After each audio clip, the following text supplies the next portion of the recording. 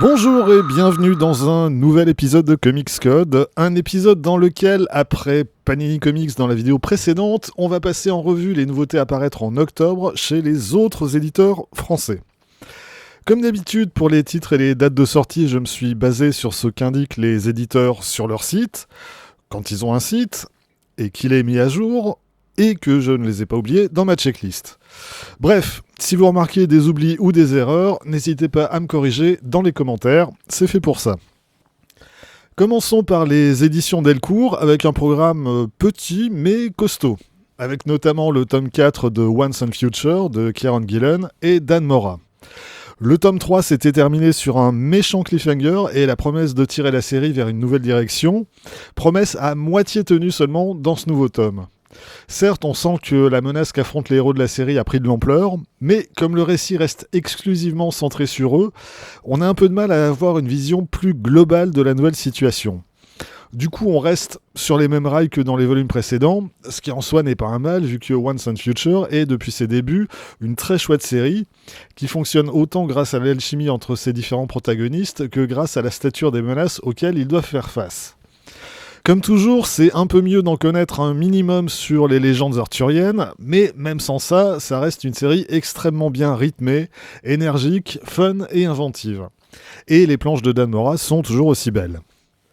Autre titre que je conseille, une nouveauté cette fois, Ultra Mega, écrit et dessiné par James Aaron. J'avoue que je connais très mal cet artiste, que j'ai croisé ici ou là à l'occasion sans y faire particulièrement attention. Et là, du coup, c'est une véritable découverte en ce qui me concerne.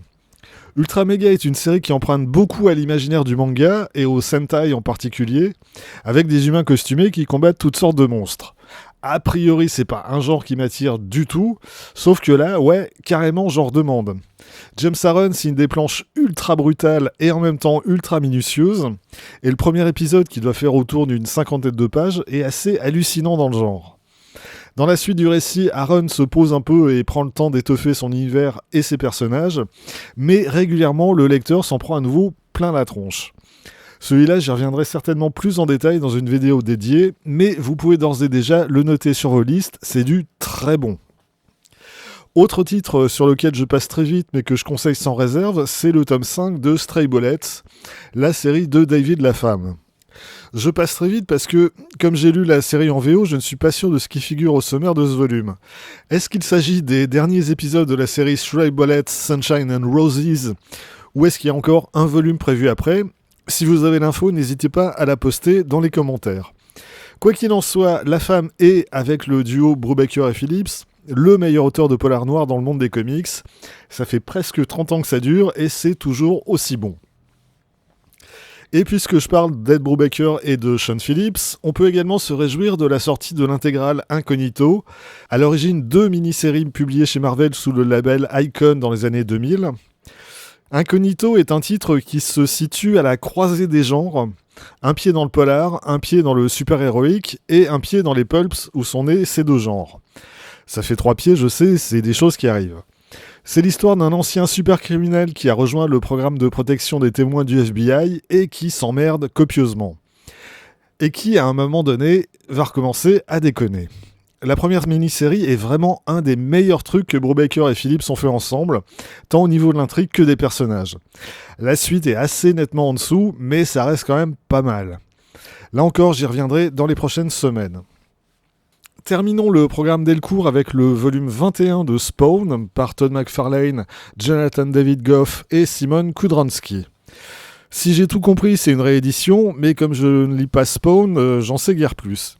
Ce qui est sûr, c'est qu'avec les 30 ans de la série et le coup d'accélérateur qu'a donné McFarlane au développement de sa franchise, on n'a pas fini de bouffer du Spawn chez Delcourt, et après King Spawn le mois dernier, c'est une autre nouvelle série, Gunslinger Spawn, qui fera son apparition en novembre.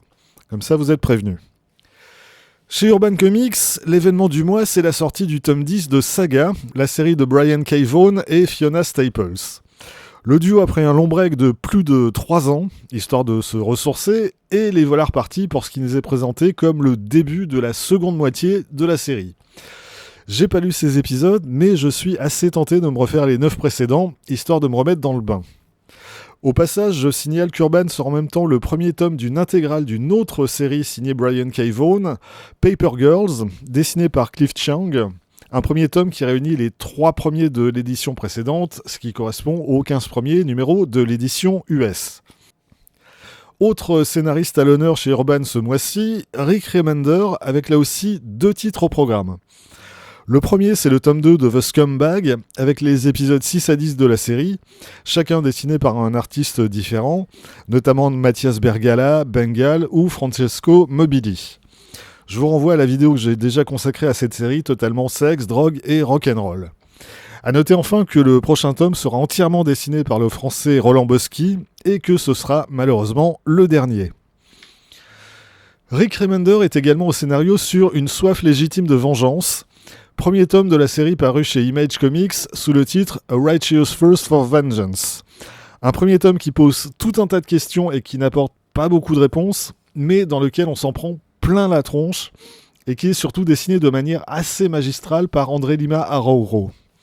Son storytelling est d'une fluidité assez incroyable, et son trait d'une précision inouïe. Encore un autre titre dont je reparlerai prochainement.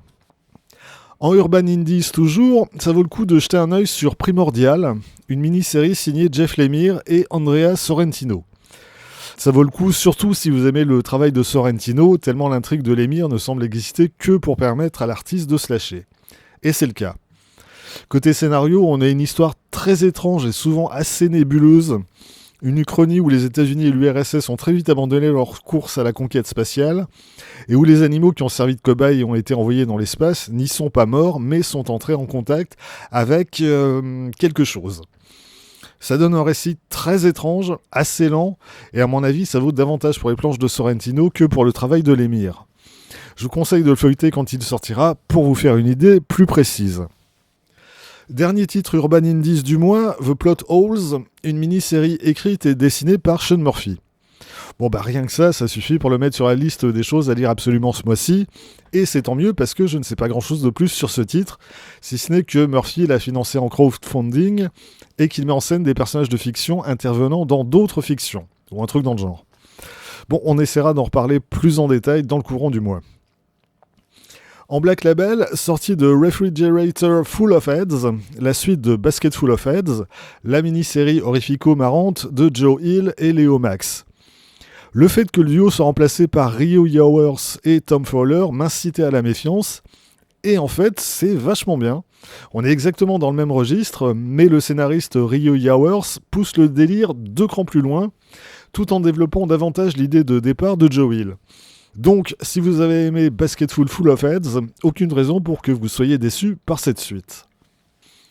Black Label toujours, Batman One Dark Knight, une mini-série écrite et dessinée par Jock.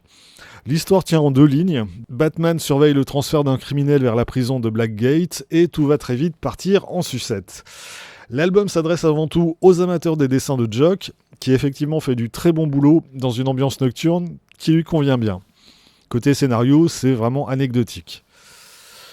Du côté des super-héros, à part ce Batman en Black Label, c'est plutôt calme ce mois-ci, hormis le tome 3 d'Harley Quinn, toujours signé Stephanie Phillips et Riley Rossmo, et le tome 2 de Superman Son of Kal-El par Tom Taylor et Cian Tormey. Bon, Harley Quinn, je fais l'impasse. Superman Son of Kal-El, j'ai trouvé le premier tome sympa, même si je préfère nettement ce que fait Tom Taylor dans Nightwing. Là, je sais pas si je vais continuer ou pas. Notons encore la sortie du tome 2 de l'intégrale Flash Renaissance par Francis Manapoul et Brian Buccellato, qui réunit les tomes 3 et 4 de l'édition précédente, et toujours en réédition, la ressortie de Day Tripper, la maxi-série de Fabio Moon et Gabriel Ba. Une très belle collection de récits qui tous tournent autour de la mort. Dans la thématique abordée et dans le traitement, c'est très proche de Toutes les morts de Laila Starr, de Ramvi et Felipe Andrade, et si vous n'avez jamais lu, c'est à se procurer absolument.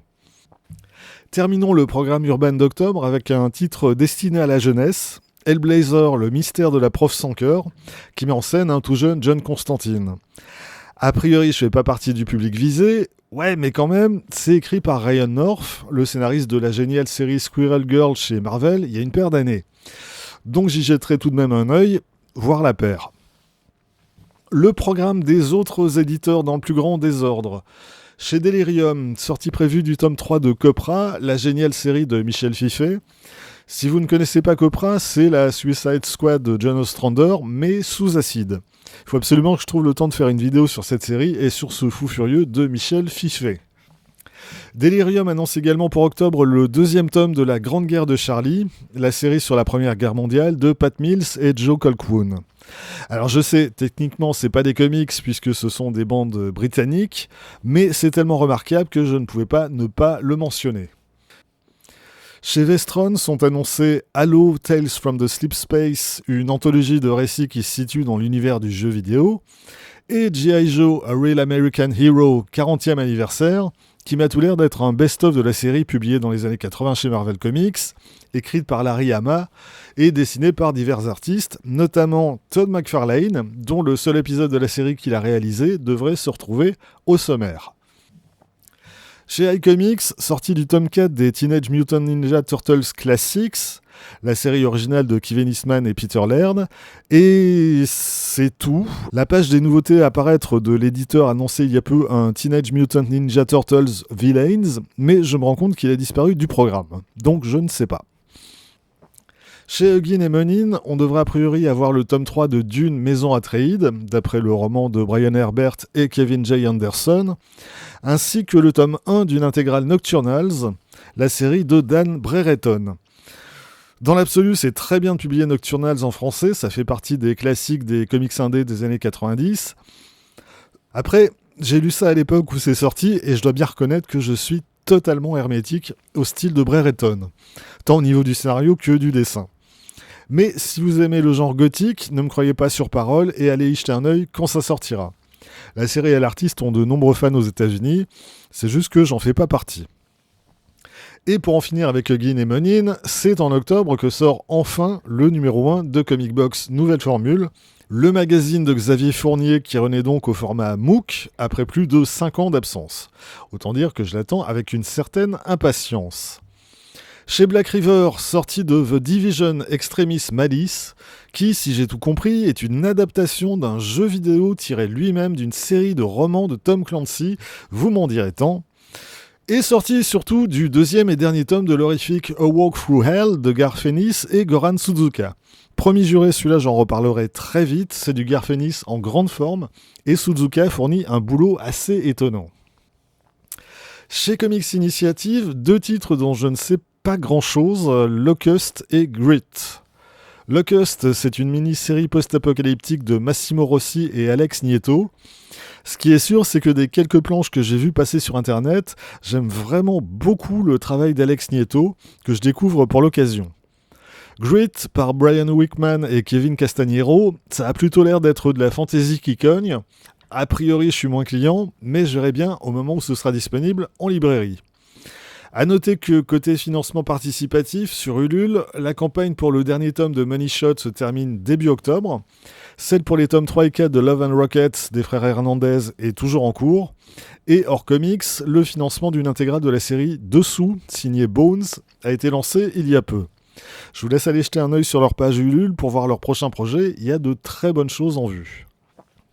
Financement participatif toujours, celui de Shadowman tome 2 chez Bliss Comics se termine également début octobre, et le tome 2 de Exo Manowar par Denis Hopeless devrait a priori sortir en librairie en octobre, si j'en crois certains sites marchands.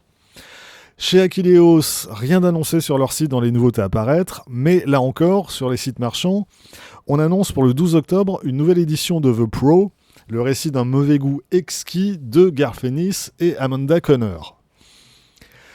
Terminons avec les éditions Réflexion, qui annoncent tout un tas de nouveaux titres à paraître mais sans donner de date, notamment le tome 2 de The Max, la série bizarro-bizarre mais quand même super belle de Sam Keefe, le tome 1 de Cyberforce par Marc Silvestri, ou celui d'Aphrodite 9 Rebirth, la suite de la série de David Finch par Matt Hawkins et Stjepan Sejic. Si ça vous intéresse, gardez un œil ouvert, on sait jamais.